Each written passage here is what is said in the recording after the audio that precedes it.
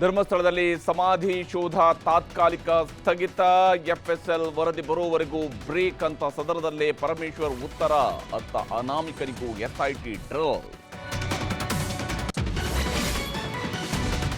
ಸಿದ್ದರಾಮಯ್ಯ ಮೇಲೆ 24 ಕೊಲೆಗಳ ಆರೋಪ ಹೊರಿಸಿದ ಬಿಜೆಪಿ ಅರ್ಧ ಸತ್ಯ ತಿಳ್ಕೊಂಡು ಎಡವಟ್ಟು.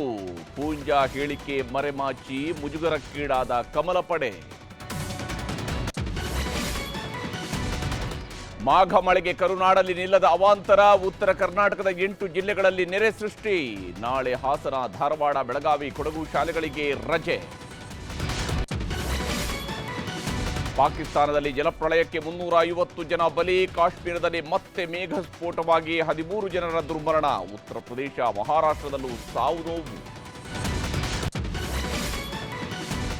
ಮತ್ತೆ ತೀವ್ರಗೊಂಡ ವೋಟ್ ಚೋರಿ ಹೋರಾಟ. ಆಯೋಗಕ್ಕೆ 8 ಪ್ರಶ್ನೆಗಳನ್ನು ಹಾಕಿದ ಇಂಡಿಯಾ ಒಕ್ಕೂಟ. ಮುಖ್ಯ ಚುನಾವಣಾ ಆಯುಕ್ತರ ವಿರುದ್ಧ ಮಹಾಭಿಯೋಗಕ್ಕೂ ಸಿದ್ಧತೆ.